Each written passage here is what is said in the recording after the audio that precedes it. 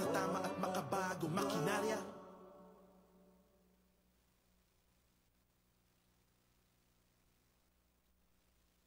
Ito ang Radyo Agri 90.1 FM Filmec.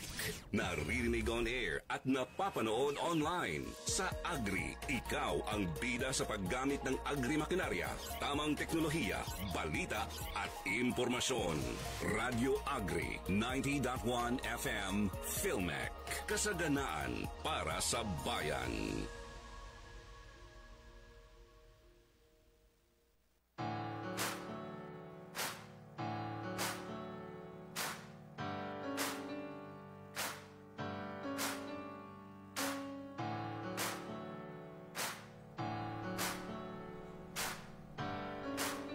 Good morning, everyone.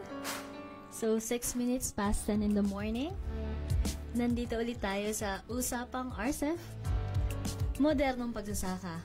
Kaagapay ng magsasaka. Aarangkada ang magsasaka sa tamang makinarya. So, kumusta mga nakikinig? Nandito po ulit ang inyong host, Kit Santiago, para sa programang Usapang RCEF.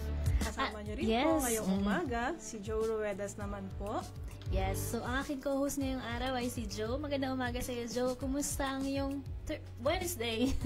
Magandang umaga rin, Ate Kit. Siyempre, magandang umaga natin, lalo na.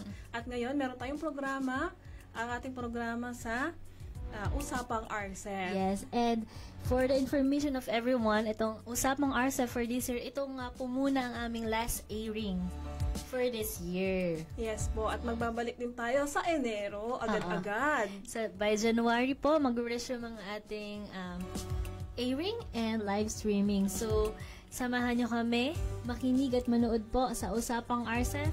At nawa ay matuto po kayo sa aming mga ibabahagi ngayong araw. Yes, syempre, special din tong araw na to since this is the last airing for this year and also my last airing for Usapang RCEF. Oh my goodness. Paano kaya? And yes, alam ko naman. So, ngayon po, mga tagapakinig, exciting din to kasi makakasama natin isa sa ang ilan sa mga kasamahan natin sa Field Management, Facility Management and Field Operations Division. At nakakatawa na yung mga kasama natin, sila rin yung mga nanguna mula pa nung unang taon na implementation ng RCEF. Yes, oo. And then, so yun nga, no, ang bilis ng panahon of, yung first 6 years ng RCEF is tapos na. Yes. So, kumusta ba ang experience mo over the years ng implementation nung nakasama ka namin sa Applied Communication Division? Kumusta, Joe? Siyempre, yung nagsimula ako na RCEF din talaga eh. So, mula sa field operations hanggang sa Applied Communications, ramdam natin kung paano natin nakita yung talagang pag-arangkada ng mga kasamahan nating mga magsasaka na tanggap ng mga benepisyo ng programa. So, makikita mo talaga sa kanila kung paano nabago ang buhay nila dahil sa RCEF. And then also, bukod doon sa mga we hope to invite farmers din naman sa next airing natin next year na makakasama natin dito sa Usapang RCEF. Syempre, hindi lang program implementers ang kasama natin, but also mga farmers. Sila yung magpapatotoo na ang RCEF dito, especially sa Central Luzon, San Muñoz, sa Nueva Ecija, o kahit saan pa, kung ma-invite natin sa ating program is, marinig natin yung mga tinig nila, masabi nila yung experience nila with regards sa implementation at naging epekto o direct impact ng program sa kanilang buhay at sa kanilang kooperatiba. Tama yan, lalo-lalo na ngayon na magtatapos yung unang phase ng RCEF. Meron tayong mga maiimbita ng mga magsasaka na magsasabi kung paano nga nabago ng RCEF yung buhay nila sa kooperatiba, sa kanilang komunidad. Yes, oo. And then also, mga tagapakinig, kung matandaan nyo, si Joe po ang isa sa mga kasamahan natin na nangunguna sa establishment ng information hub sa mga model FCAs, and we hope na Joe, makapag-invite tayo ng mga model FCAs para naman maipakita natin sa mga nakikinig at nanonood ang epekto ng RCEF mechanization program sa kanila. Yes, so asahan namin yan sa'yo, Joe, no? So, yun nga po, bukod po sa last airing for this year ng Usapang RCEP, ngayon din ay nag-celebrate ang Filmec ng year-end Thanksgiving. So, ito po ay magaganap ngayong araw, December 18, 2024, sa ganap na alas 10 at yung continuation is alas 3 ng hapon mamaya. Yes. So, alam ko, excited ka ba, Joe? Pinagpe-pray ko na po yung ref at saka yung TV. So, may mga ganun tayo mga mga prizes siguro, no? Yes. So, abangan natin yan. So, without further ado, Joe, gusto ko din na, para hindi tayo magtagal at marinig na natin yung tinig ng mga guest speaker natin, yung mga invite natin. So, yes po. Excited din ako marinig yung tinig nila. Yes, at syempre magbabahagi sila ng mga status o ng updates about the implementation ng RCEP Mechanization Program sa Cluster A, which is sa Luzon. So, mamaya po, babanggitin nila saan ano yung mga nakasakupan nila at ano nga po ang status ng implementation ng RCEP for the first 6 years. So, mga tagapakinig, magbabalik po ang Usapang RCEP matapos ang ilang paalala.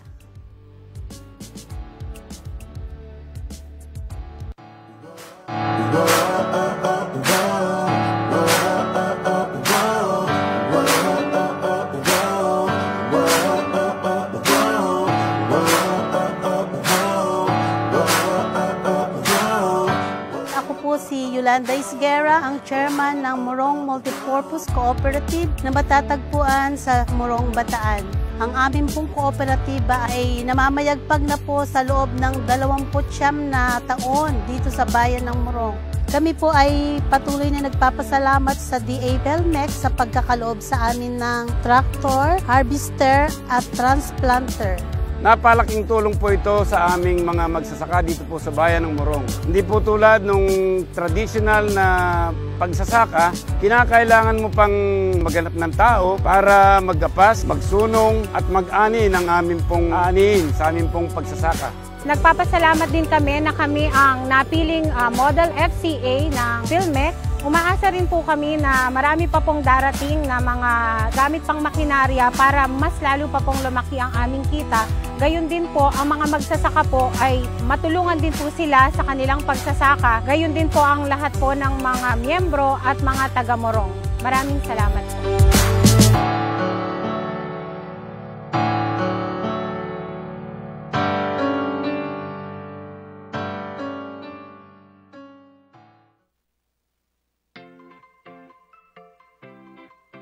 Hoy, Mare, nabalitaan niyo na ba ang tungkol sa programa ng Filmec? Yung RCEP, Mare!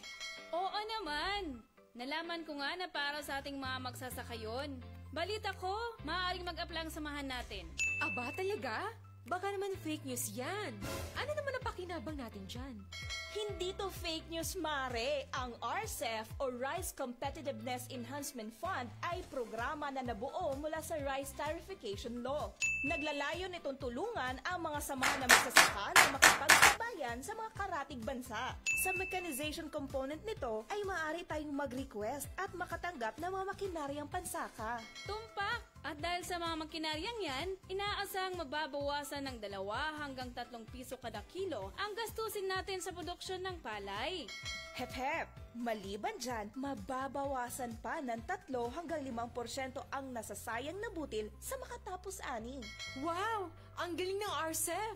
Maganda pala ang programang yan ng Filmec. Panigurado itataas ang ani at kita nating mga magsasaka. Tara dali! Puntahan na natin si Chairman at makapag-apply na tayo sa Filmec. Yan ang programa sa RCEF Mechanization Program ng Filmec. Aarangkada ang magsasaka sa tamang makinarya. Para sa karagdagang impormasyon, makipag-ugnayan sa tanggapan ng Filmec o Facebook page nito. Ang mensaheng ito ay hatid sa inyo ng Philippine Center for Post-Harvest Development and Mechanization o Filmec at ng himpilang ito. Broadcasting on air and Online, Radio Agri, 90.1 FM, Filmec. Sharing knowledge, news, and information. Empowering farmers through farm mechanization. Radio Agri, 90.1 FM, Filmec. A food-secured nation for everyone.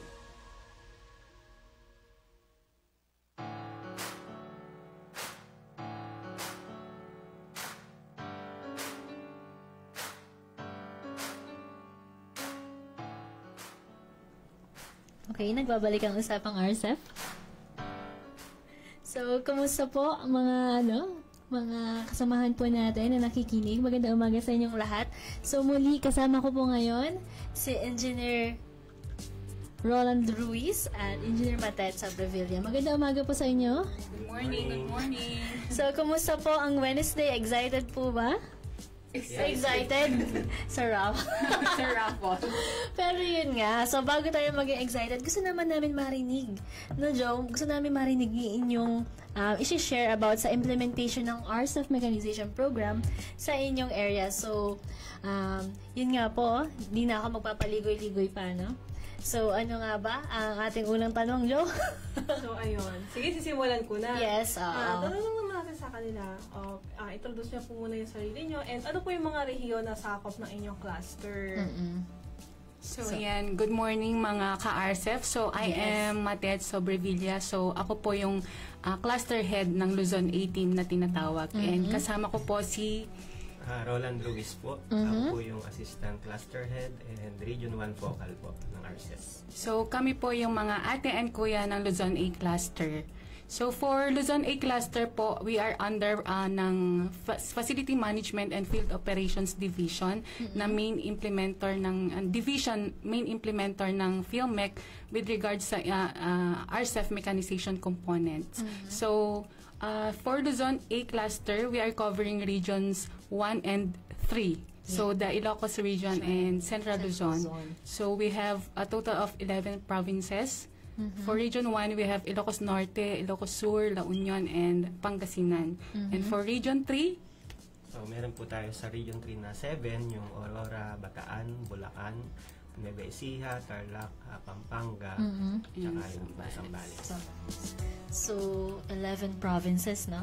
So, kumusta po ang implementation ng RCEF mechanization over the past 6 years? Kasi ito yung unang phase natin, no? Tapos na yung unang phase. Kumusta po ang pagtanggap ng mga farmers natin sa mechanization? So, ayun, naging kasama po kami ng ating mga magsasaka for the past 6 years ng RCEF implementation sa Region 1 and 3.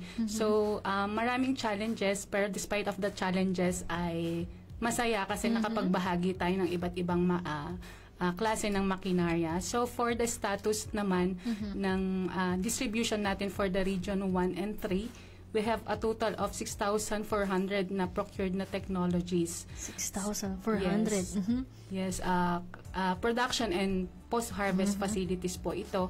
And with that 6,400 technologies, meron na po tayong 6,000 na delivered sa ating mga FCAs. So, accomplishment po natin ay a total of 94%. Ang taas.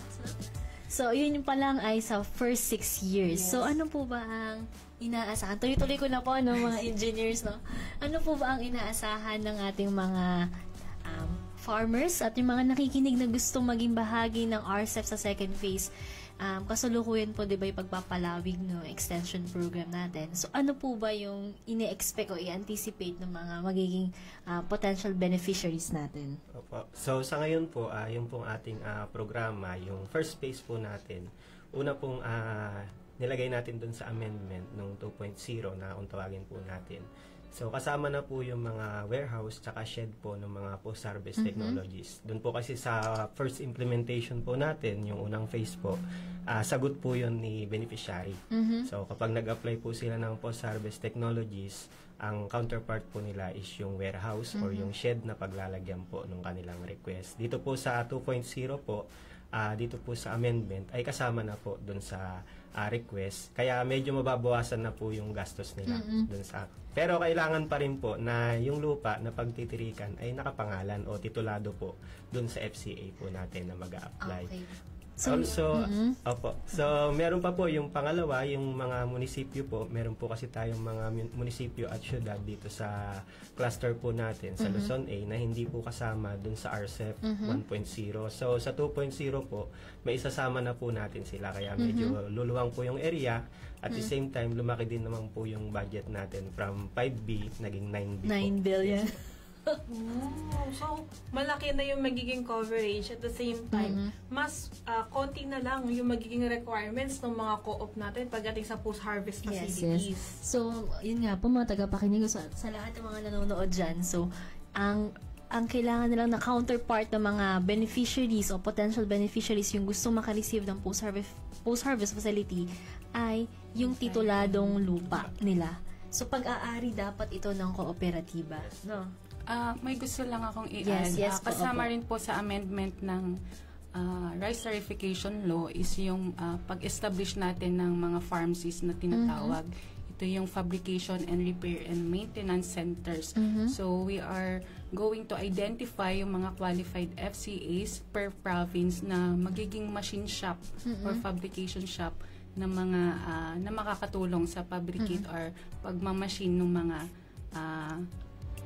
nabigay nating mga makinarya sa mga FCAs. Yes.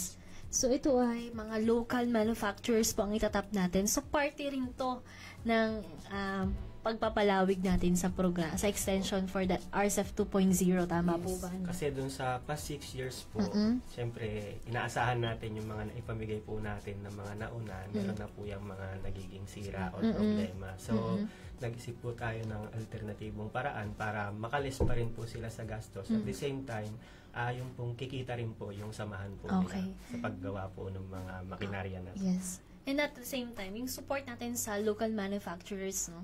So, we empower them. And at the same time, tinutulungan natin na matulungan natin yung mga Farmer Cooperative Association na meron silang malapitan kaagad. Kumusta po? May mga naging problema po ba during the implementation? Mga challenges po na kinaharap ng Cluster A po. Niyo po, Engineer Mateo at Engineer Roland. Medyo kasi. Pero yun po talaga, hindi na talaga, lalo ngayon, palapit na election. But, siguro yung challenges po, o challenge, nung na-challenge talaga kami, nung nag-pandemic po, yung lockdown. So, kasi halos wala po kaming yung sa biyahe, yung mga pupuntahan po namin talaga, kailangan po tusukin yung ilong namin, kailangan may medical certificate ka, mga restrictions doon sa area, bawal yung ganito, bawal yung ganyan. Kaya medyo doon po siguro nahirapan yung sa implementation natin. Pero, nakapag-deliver pa rin tayo, no? So, yung targeted natin is na-achieve natin, ngayon nasa 94% tayo. With pandemic pa yan, How about for the next 6 years, starting 2025 na wala ng pandemic, tuloy-tuloy na implementation natin, at the same time, mas malaki pa yung budget, no? So, ano-ano po ba ang paghahanda na ginagawa po ng cluster team nyo po? Magdadagdag po ba kayo ng mga tao, na mga kasama nyo po sa implementation for the next 6 years? Definitely po, yun po yung naging usapan with our division kasi mas lumuwang yung area namin. So, mas kailangan pa ng manpower ng division. Tama yun. Kasi nga, from 5 billion, no? To 9B, almost double. So, parang 98% yung nadagdag na pondo natin for the every year. Annually din po ba itong 9 billion na to? Ask ko lang din po, kamusta naman po yung pagtanggap po ng mga magsasaka, lalo na po ngayon na magkakaroon na po ng second phase ng RCEP natin? Excited po ba sila? O meron pa rin pong negative na reaction? May mga resistance pa rin po ba pagdating sa mechanization? Mukhang maganda ang isi-share ni Engineer Roland. Sa mga ganun naman po, hindi naman po nawawala yung negative feedback. Kasi dyan naman po tayo mas nagiging nag-grow para mas pagbutihan natin yung trabaho. Pero mas marami pa rin po talaga yung masaya at yun, marami po silang pasasalamat sa atin, hindi lang po dito sa cluster, sa buong Pilipinas po, sa lahat po ng cluster, sa bumubuo po ng RCEP. Dahil dun sa hirap na ginagawa po nila sa kanilang mga sakahan, So ngayon po medyo nakatulong yung mga makinarya pong pinamigay natin. Lalo na po nung panahon nung bagyo, marami po kaming nakuhang feedback sa ating mga FCAs na nagpapasalamat sila dahil meron tayong mga mechanical dryers. Dahil nung sunod-sunod po yung bagyo nitong nakaraan, nagamit po talaga nila. At yung iba nga po, humihiling pa ng karagdagan kasi kulang daw. So yun po, yung mga feedback po nila. Yes. In addition din, despite dun sa nabigay natin na ganun kalaking mga makinarya, meron pa rin talagang mga FCAs na hindi na-cover nung RCEF 1.0 natin. So we are looking forward for the sa RCEF 2.0 na yung mga hindi pa nabigyan ang mabibigyan naman. So kumbaga, ma-identify po ba natin kung ilang FCA po ang nasa for Region 1 estimated po natin for Cluster A? Sorry, hindi namin nabili. Okay po. But yun nga po, no? So, dahil nagdagan tayo ng pondo, madagdagan din yung coverage area natin. And at the same time, mas dadami po yung beneficiaries. Kasi kung 11 provinces lang po tayo before, ngayon po ba ilang provinces na po? 11 pa rin naman siya, kaya lang yung municipalities na covered. So, sabi nga ni Sir Roland kanina, mayroong mga municipalities na hindi na covered during the 1.0. So, kasama na siya sa 2.0. So, nasa ano po yan? 44 municipalities yung may dadagdag. Ang dami. So, 44 municipalities, Cluster A sa Region 1 and Region 3, no? Mukhang madaming aabangan ng mga farmers natin dyan. So, sa lahat na nakikinig dyan po, mag-apply na kayo. At hindi expect din natin marami talaga mag-apply, sir. So, pagdating naman po sa, ayun po, pinag-usapan natin yung application. Ano po ba? Same procedure pa din po ba o maaari niyo po bang ibahagi sa mga nakikinig natin dyan at sa mga hindi pa talaga nakakapag-apply? Baka po pwede niyo pong i-share yung process po o paano po ba sila mag-a-apply ng makinarya sa atin for next year? So, yun po. Meron tayong mga farmer co-ops and associations na nakapag-apply na. However, hindi pa rin sila nasa-select or nasa-shortlist. So, yung mga application nila ay nasa amin lang and for the record din. At naka-database naman po ito. At kung sakaling magkaroon pa po ng allocation for next year ay Itatak natin sila. Yes, at makikita po namin na qualified sila ay pwede po silang ma-select. And for the FCAs na hindi pa nakapag-apply ay dapat po silang mag-submit pa rin ng minimum requirements sa amin. So, we have the letter of intent, board resolution, farmer's profile, and yung list ng machineries. And of course, kung willing sila na mag-avail sa atin ng RPS or the rice processing system, so may mga additional requirements kami hihingin tulad nga nung titulo at yung feasibility study. So, yun nga po, reiterate ko lang, no? Letter of intent, board resolution, farmer's profile, and then yung list ng existing machinery nila sa kooperatiba. Yun po yun, no? So, yun po yung minimum requirement natin. Most important. Pinakamahalaga na po yun. Accreditation. Huwag niyo pong kakalimutan mga ka-RCEF, no? At sa mga gusto mag-apply for next year, pinakamahalaga po ang DA accreditation. So, ito ay kukuhanin nila, no? Sa mga kinukuha po ito, ina-apply natin doon sa mga DA regional offices. Okay po. So, sila po ba ang dapat kumuha nito? Yes. Okay. So, yun po, uulitin-ulit natin. Letter of intent, board resolution, farmer's profile, at yung list of existing machineries. At syempre, DA accreditation. Ask ko na rin po, mga engineer po natin, required pa rin po ba na may minimum number of hectares pa rin po ang co-op para po maka-avail po sila ng ating programa? Same pa rin po dun sa technical requirements natin. Kailangan meron po silang 25 members. 25 members? At least po. At 50 hectares po na minimum. Tapos meron pong 100 hectares within the peripheral. Okay. So, yung pag-aari po na yung sama-sama is 50 hectares po. Sa kooperatiba yun. And then yung po pwede nilang service area is within the 100 hectares. Kayang-kaya ng mga natin, mga co-op natin na mag-a-apply. 50 hectares lang pala. Kayang-kaya nila yun. Makapag-apply nga. So, yun po. Baka may kakilala ka po na co-op o endorse natin sa kanila yung RCEF, lalo na ngayon sa phase 2. Kamusta po, kanina pinlay ko po yung sa testimonial or impact story po ng Morong Multipurpose Cooperative. Kamusta po, tulad po ng ganong storya, may mga ganito po din po ba tayo na FCA na nakita natin na talagang umusbong po sila pagdating dito sa RCEF Mechanization Program with the help of RCEF? Oo, marami na.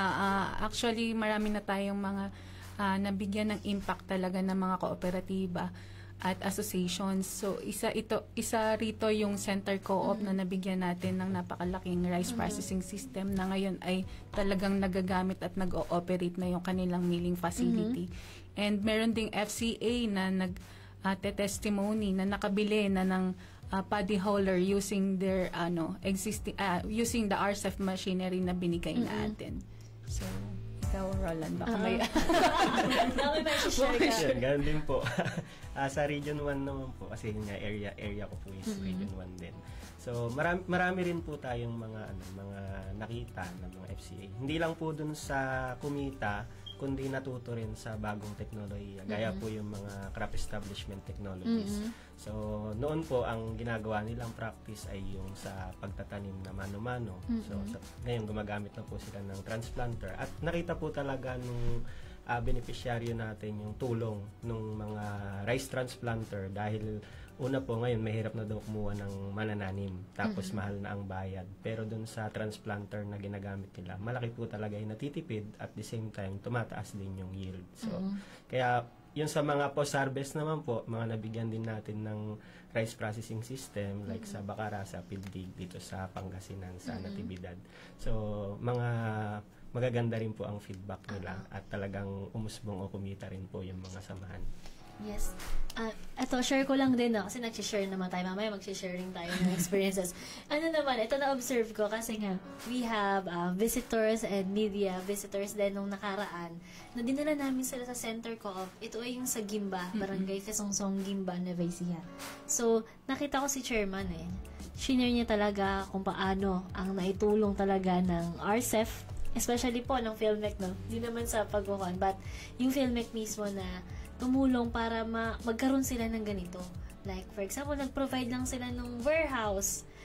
Yung mismo, di ba, kung dati ang hirap nila na pero yung with the support, hindi na ng PhilMec, but also yung mga implementing agency like yung Land Bank, DBP, kasi malaki din daw ang kumbaga, yung credit nila doon. Pinautang sila, nakapagpatayo sila ng warehouse, and then, ayan, na-grant sa kanila yung RPS2 natin dito sa Nueva Ecija. So, ang laking and then, with, since may mga farmers na visitors alam mo yun, na-enganyo yung mga farmers na mag-apply din kami na dapat maka-acquire tayo ng ganitong, or makapagpatayo tayo. And then, sabi nga ni Chairman, swerte na nga kayo next year, sabi. Sagot na ng PhilMec yung warehouse, sabi. Kami, ito, pinut up pa namin. But sila is very, na talaga, lupa na lang. So, yun nga po, mga tagapakinig, huwag niyong kakalimutan. Ang next phase ng RCEF ay mas madali at mas magaan. Basta po, qualified po ang mga FCA, potential farmer association natin na gusto mag-apply. Makakakuha po kayo ng mga libreng makinari at post-harvest facilities. Yes po. So, submit lang po ng requirements dito po sa PhilMec. So, yun po. Next question naman natin, bago matapos, ang bilis ng oras, no? Bago na rin matapos ang taon at bago matapos ang ating programa. Yes, may mga ina-expect pa po ba tayo ng mga aktibidad ngayong taon? Or ano po yung mga dapat abangan po ng mga co-op po natin kung for next year? And then yung nung nakaraan, nagkaroon po kayo ng distribution, no? Series ng mga distributions ang kinonduct po ng ating cluster team. Ano naman po, meron pa po ba tayong mga inaasahan pa po na machine distribution po ngayong taon bago po matapos taon? Sa darating sa darating po ng mga buwan pa by January or February. So, ayan po, bago matapos ang taon, wala na po tayong magaganap na mga distributions. However, ang ating mga supplier ay continuous sa pag-i-install ng ating mga rice processing system, dryers and rice mills specifically. And meron din pong mga supplier na ongoing din yung delivery ng mga machines on-site para next year, ang inaasahan natin ay sa first quarter ay makapag-conduct ulit tayo ng mga provincial or district turnovers and inaugurations. So, malakihan na to. Kumbaga, mukhang magiging busy ang pasok ng taon sa inyo ngayong first quarter ng 2025. And also, yung validation po. Tuloy-tuloy po yung pag-validate natin para dun sa mga potential sa susunod na mga courses. Nagsimulan na po ba ang team nyo po, Engineer Matet, with regards sa validation for next year? O meron na kayong shortlist na ginagawa? Continuous ang validation basta may dumarating sa aming mga applications. So, tuloy-tuloy pala to, no? Talagang aarangkada. Yung taon po ay matatapos, pero yung validation parang gusto ko yun. So, kahit Christmas and New Year, basta may pasok pa tayo, magbabalidate pa rin tayo. Saka kasi po yan, pagdating sa amin ng papel, dapat within 1 month, ma-validate namin. Yes. May timeline. May timeline pala. So, pag nag-submit ako, halimbawa, sa January, so within hanggang February, kailangan, ma-validate po. So, mabilis pala, no? And then, yun lang talaga, maghihintay po ang mga kooperatiba, ang mga asosasyon na magpa-validate hanggang sa ma-accept or ma-select sila. So, yun po, tapos na tayo sa usapan naman with regard sa implementation natin. Kumusta naman po sa inyo? Ano po ang naramdaman nyo ngayong natapos na ang first 6 years ng implementation natin ng RCEF? Natuwa po ba? So, ayun, para sa akin, very fulfilling yung trabaho kasi nakapag-distribute tayo. Parang ginamit tayo, instrument tayo para makapag-distribute ng mga iba't ibang machineries. However, may mga challenging parts pa rin. Pero despite ng mga challenging parts is, nakapag-accomplish kami ng mataas. Yes, Yun. So, napakasaya para sa part namin na extension worker yung ganong bagay. Sa'yo naman po, Sir yun nga po, yung nakakapagod po talaga yung pag-implement dahil yun nga, una-una, hindi naman biro yung sa biyahe pa lang na pupuntahan natin, maghapon, ginagabi, aalis ka ng sobrang aga, nauulanan, naaarawan. Pero yung kapalit po nun, yung pag nakita mo yung nakangiti, yung mga farmer, lalo na kung sila ay mabigyan mo ng makinarya na kanilang in-apply. Yung makita mo yung saya dun sa mukha nila, tsaka yung ginagamit talaga nila, yung mga natanggap nila, at maganda yung feedback na nakakatulong. So, yun yung kapalit ba nung pagod? Parang nawawala yung pagod namin. Kaya sa 2.0, yun, kita pa rin dun sa mga bagong applicants natin, at saka yung mga luma din na mag-a-apply. Yes. So, tuloy-tuloy po ang pamamahagi ng ating mga libreng makinarya pagdating sa RCEF Mechanization Program at inaasahan natin yung dagsa o dagdag po, dagsa at dagdag ng mga beneficiaries pa natin sa susunod na 6 na taon. At mukhang mas marami pa silang i-validate. Ready na po yata sila i-validate. Ready na yata si Engineer Roland. Pero nakakatawa din po sa totoo lang. Kami po nung napupunta rin po sa mga nabiyayaan po ng ating programa sa mga area po ninyo, kapag napupuntahan po namin yung mismong co-op nila at nakakahingi kami ng feedback po sa kanila, sobrang ganda po ng feedback nila. Lalo na may mga napuntahan po kami mga area na sobrang layo ng lugar nila sa Kabiasnan. Yes, pero dahil sa RCEF, hindi na nila kailangan pumunta pa ng Kabayanan para lang mai-avail po yung mga programa na, yung mga pangangailangan nila sa pagsasaka at sa, lalo na sa post-harvest. Napakalaking tulong ng post-harvest facilities natin. And then at the same time, yung makikita mo sa kanila na nag-grow talaga yung kooperatiba pagdating sa paggamit. Nakita mo kung dati is mano-mano talaga sila. Ngayon, yung binamigay niyong makinarya, nating makinarya, is nagagamit nila tuwing harvest season, planting. Ang laking bagay na. And at the same time, kumikita sila. Hindi lang kooperatiba yung na-empower natin, but also yung buhay nila. Diba? At yun, very thankful din kami syempre dun sa mga collaborators natin sa RFO at sa mga LGUs, yung mga technicians na sumasama. Kasi dun sa tulong din nila, hindi namin mapupuntahan yung mga area na ganun kung hindi nila kami i-assist. So, kaya nagpapasalamat din kami dun sa mga partners natin na kasama natin sa pag-implement ng RCEF na to. So maraming salamat po sa mga regional offices po natin, DA offices. Tuloy-tuloy po, inaasahan namin na kasama pa rin po namin kayo at ng team po namin sa Field Operations Division, lalo-lalo sa implementation ng RCEP. So, yun nga po, magbabalik po muna ang usapang RCEP matapos ang ilang paalala. Okay na.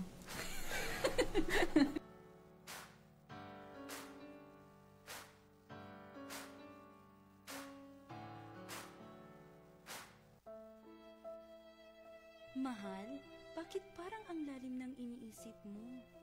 Mahal, iniisip ko kasi kung saan tayo pwedeng humanap ng manananim sa bukid. Nanggaling ako kina Mang Mando kanina. Puno na raw ang kalendaryo nila hanggang sa susunod na buwan eh. Paano na kaya tayo sa darating na taniman? Bakit hindi mo subukang lumapit kina Mang Macario, mahal? Balita ko, nakatanggap ang asosasyon nila ng makinarya pagtanim galing sa Department of Agriculture at PhilMec. Makinaryang pantanim? Iyon ba yung tinatawag nilang mechanical transplanter? Oo, mahal. Ginagamit nila ang mechanical transplanter para serbisyohan ang mga miyembro ng asosasyon na kinabibilangan nila. Pati ang mga magsasakang hindi miyembro tulad natin ay pwede ring mag-avail ng serbisyo nila. Aba, maganda pala ang layunin ng asosasyon ni Mang Macario. Marami silang matutulungan magsasaka na namumroblema rin sa paghahanap ng manananim. At hindi lang yun, nagbibigay rin sila ng mga serbisyo sa paghahanda ng lupa gamit ang traktora, pag-aani ng palay gamit ang combine harvester at pagpapatuyo ng palay gamit ang mechanical dryer. Kay inam naman pala, mahal.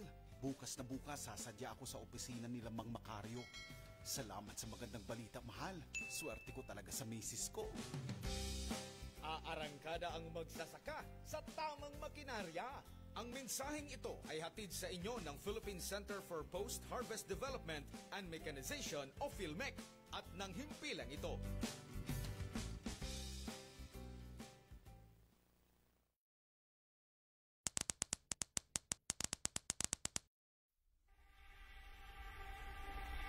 Tumatandang mga magsasaka. Kawalan ng interes ng mga kabataan sa pagsasaka. At pambansang seguridad sa pagkain. Ito ang mga pangunahing dahilan kung bakit nabuo ang advokasya ng PhilMec sa panghihikayat ng mga kabataan sa pagsasaka na tinatawag na Youth for Mechanization o Y4M. Ayon sa pinakabagong datos na hango sa pananaliksik ng University of the Philippines, Los Baños, ang karaniwang edad ng mga magsasaka ngayon ay 53 years old. Kung hindi magbabago ang trend na ito, inaasahang sa susunod na 15 taon pa ay tuluyan ng tatanda at kakaunti na lang ang mga magsasaka. Kasunod nito, manganganib din ang pambansang seguridad sa pagkain. Ayon sa mga pag-aaral, ang hirap ng trabaho sa bukid at ang mababang kita ang ilan sa mga dahilan ng pagkawala ng interes ng mga kabataan sa pagsasaka. Bilang pangunahing ahensya ng mekanisasyon sa Pilipinas, nakikita ng PhilMec ang malaking potensyal ng mekanisasyon o paggamit ng mga makinarya upang maengganyo ang mga kabataan sa agrikultura. Ang pagpapakita sa mga kabataan ng mga magagandang benepisyo ng paggamit ng makinarya ay magandang paraan na sila'y mahikayat.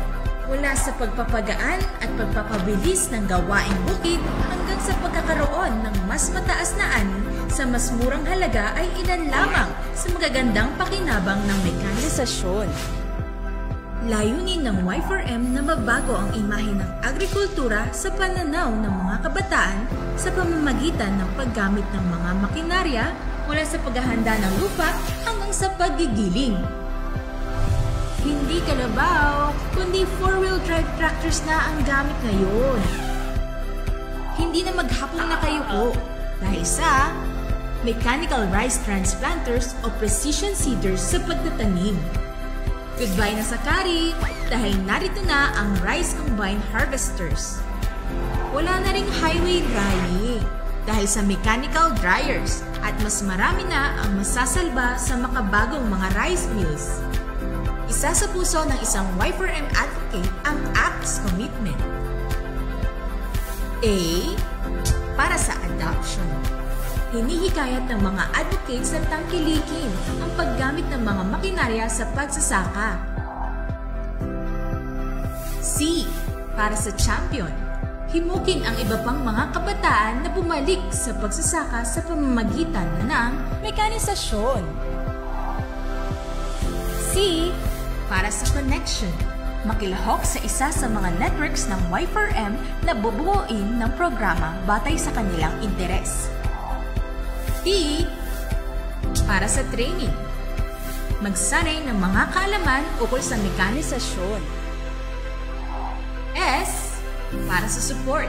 Ipahayag ang suporta sa mga programa ng pamahalaan na may kinalaman sa mekanisasyon at pagsasaka. Maisasakatuparan ang programang Y4M sa pamamagitan ng pagtatatag ng iba't ibang networks sa ilalim ng advokasya. Ang mga networks na ito ay gagawin sa pamamagitan ng online registration ng mga interesadong kabataan, mga young professionals at mga anak ng magsasaka. Kabilang sa mga networks na ito ay ang Young Machinery Operators Network para sa mga kabataang nagpapaandar ng mga makinaryang pangbukid. Young Small Engine Mechanics Network para sa mga kabataang mekaniko ng mga makinaryang pangbukid. Young Mechanization Specialist Network, mga kabataang may talento sa pagtuturo na handang magsanay. Young Farmers Network, mga miyembro o magsasakang anak ng miyembro ng FCAs na benepisyaryo ng RCEP Mechanization Program. At Young Agripreneurs Network, mga kabataang nagka-custom servicing gamit ang makinaryang pansaka. Ito ay bukas para sa mga kabataan mula 18 hanggang 35 years old. Sumali ka na! Layunin ng PhilMech na baguhin ang kinabukasan ng agrikultura sa Pilipinas. Kaya naman, nais itong magsimula sa kinabukasan ng bayan, ang mga kabataan. Ito ang Youth for Mechanization. Ito ang kinabukasan ng magsasakang Pilipino.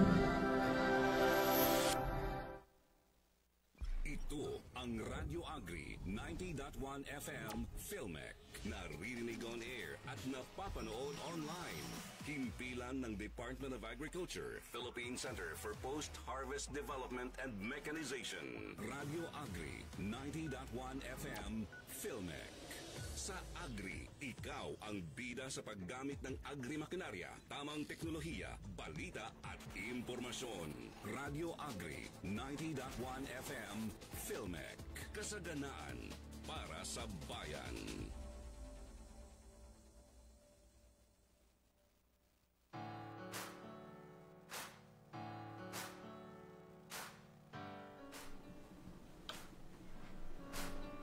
"48 minutes past 7 in the morning. Ang bilis ng oras. Tapos ang ating program, ang last airing for this year. Kasama ko po ulit, Engineer Matet and Engineer Ronald, and also with our co-host, Miss Jo. So, yun na nga po. Huling message na lang po natin sa mga tagapakinig. Ano po ba ang masasabi nyo po para sa mga farmer natin na nakikinig dito sa Usapang RCEF? Yes po, Engineer Roland. So, ayan, we're very much excited for the RCEF 2.0 at hihintayin po namin ang inyong mga applications and we're very excited na mababaan or ma-validate po ang inyong mga kooperatiba at asosasyon for sa RCEF Extension Program. Talagang tinatanggap na nila engineers ang hamon. Yes, addition co-op natin. But, syempre, ito ay service for the Filipino and Filipino farmers. And sa'yo naman po, Engineer. Yun, ganun din po. Sabi nga doon sa kanta namin na ginawa sa Christmas ID, sa RCEF 2.0, ready na po kami. Oh, challenge accepted na po. Challenge accepted talaga. At mukhang ine-expect na rin talaga natin na sa part ng mga co-op natin, nag-expect din sila na hopefully ngayong taon at sa susunod na taon, sa susunod na phase ng RCEF, sila ay makatanggap na rin ng mga libreng makinarya. Libreng makinarya mula sa RCEF. Yes. So yun nga po mga tagapakinig na nakasama natin ngayon, Engineer Roland and Engineer Matet, ang cluster head po at assistant cluster head ng Luzon A po ng PhilMech RCEF Mechanization Program. So, maraming salamat po sa inyong pagpunta at pag-guest dito sa ating Usapang RCEF at very special dahil last airing for this year. At kasama ko kayo ating mga movers pagdating sa field. And also, kung wala po kayo, wala yung mga beneficiaries natin, wala po sila, walang makinarya. So, saludo po kami sa inyong dedication, efforts for the past 6 years at inaasahan po namin na magtutuloy-tuloy pa higit pa po sa mga naibigay nyo po na efforts sa mga nakaraang taon. And also, we hope and pray po na maging masaya po. Siyempre, matapos ibigay natin yung dedication, efforts, and sa mga farmer beneficiaries natin, ngayon namang celebration natin for Christmas is for our family. And sana po ay ibalik ng siksik, liglig at umaapaw ni Lord ang blessing and efforts po para hindi naman masayang ang lahat ng ating pagod. So yun nga po, baka may gusto kayong batiin, engineers. Batiin. Hello. Gusto kong magpasalamat sa Luzon A Cluster. Siyempre, yung 94% na accomplishment ay hindi namin accomplishment ni Roland, but it's our team. So, yun, for the Region 1 and Region 3 focus. So, maraming salamat. And of course, sa aming mga supervisors, without them, ay hindi naman kami basta-basta makakagalaw lang without the lead nila. So, yun. Thank you, Kuya Dong, Ate May, and Sir Joel, and of course, kay Direk sa support. Roland. Ayun, thank you po sa mga farmers po natin na nakikinig at mga makakarinig po nitong ating segment. So, Merry Christmas po and Happy New Year. Ganun din po sa lahat ng taga-PhilMech. At syempre sa papa ko po, nanonood po tayo. Shout out! Hello po, ito po si Engineer. Maraming salamat po sa inyo at sa lahat po na nakikinig dito sa loob at labas ng PhilMech. Pinabati ko rin po ang mga kasamahan natin na nasa likod. Ready na sila makatanggap na limpak na regalo. At syempre sa mga piloto po natin na nakikinig dyan sa motor pool. Kuya Dudes! Favorite natin si Kuya Dudes. No? Kuya Dudes, baka balita namin di pa bibi daw. So, ikaw naman, Joe, baka may gusto kang batiin? Shout out po sa mga kasamahan po namin sa Applied Communications Division, sa mga taga-field operations na nasaan man lupalop ng bansa. Yes. So, ayun po. Sa mga ngayon, ng mga nag-aabang na sa raffle, mga taga-kasamahan natin dito sa PhilMech. Yes. And then also, yung mga nakikinig po natin dyan, baka may gusto kayong shoutout, message lang po kayo sa ating Facebook page or comment po sa live natin. Hi, Jose! Hello daw sa'yo, Jose, kung nasan ka man. Diyan ka na lang. Pinabati ko rin yung mga kasamahan natin na nakasubaybay po at nag-message po yung iba, no? Hello kay Mai, hello kay Kuya Jet, kay Akin, kay P, ng mga kasamahan natin na mukhang tuwang-tuwa na dun sa likod, ano? Binabati ko rin po yung mga mga person in charge po natin sa RCEF Info Hub. Yes, so, may reminders po tayo bago matapos ang taon. Sana po ay nakikinig po kayo. May pahabol pa po si Ms. Do. But also, yun nga po, kulang po ang efforts namin kung wala po kayo.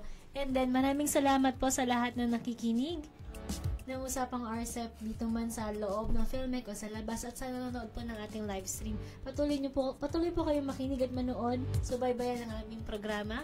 Monday, Wednesday, Friday sa ganap na 10 ng umaga dito lang sa Radyo Agri 90.1 FM. Kasaganahan para sa bayan. At ito po muli ang Usapang RCEF. Kasama nyo po last airing for this year, Keith Santiago. At kasama po dito po si Joe Ruedas.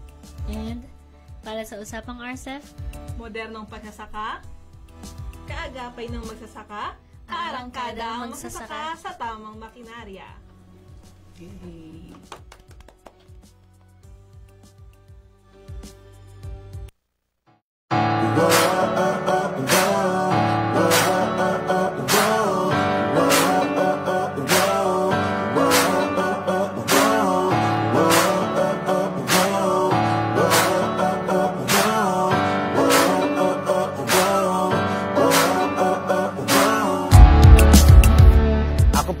Gregorio Ramos Jr., chairperson po ng Nagilian Irrigator Service Association. Nag-request po kami ng makinarya sa RCEP ng rice harvester, na 4-wheel tractor, riding type rice transplanter at saka itong walk behind transplanter. Lahat po ng nakuha naming mga makinarya, yun po ang ibinibigay naming serbisyo sa lahat ng mga kasama namin. Nagsimula akong maging membro ng asosasyon namin mula noong 1981. Noon, traditional farming ang ginagawa namin. Inaabot kami ng buwan. Nung dumating itong mga makabagong makinarya, malaki na ang natitipid namin, lalong-lalo na sa gastos. At lumaki na rin ang profit namin sa pagbibinta ng mga palay. Yung wala pang kagamitan ng natural na pamaraan ng pagtatanim noon, talagang mahirap. Noong itong may mga gamit na sa bukid ng makabagong makinarya, gumaan ng malaki, lahat gumaan, kumita, at hindi na masyadong nahirapan yung farmer. Noong traditional pa ang aming ginagamit, sa isang hektarya kumikita lang kami ng kulang-kulang na 10,000 sa isang hektarya. Ngayong mayroon ng RCEP, ma'am, kumikita na kami ng triple. Ang prinsipyo kasi ng opisina namin, ipinamigay itong makinarya na ito, kaya kukunti lang yung kinukuha naming upa sa kanila. Kasi gusto rin naming maranasan nila yung bigay ng RCEP sa amin na maitulong din sa mga magsasaka, kaya mas bilib sila sa RCEP. Kaya laking pasasalamat namin sa mga biyayang nanggaling sa RCEP, sa PhilMec at sa ating gobyerno. Kaya nakatulong sa akin ang RCEP dahil sa ating mga anak nakapagtapos sila. Maraming salamat sa RCEP program dahil sa kanila natulungan kami lahat. Sana tuloy-tuloy lang ang programa ng PhilMec at makakuha pa kaming ng makabago pang additional na gamit. Bawat magsasaka, sabay-sabay arangkada. Aangat sa tama at makabago makinarya.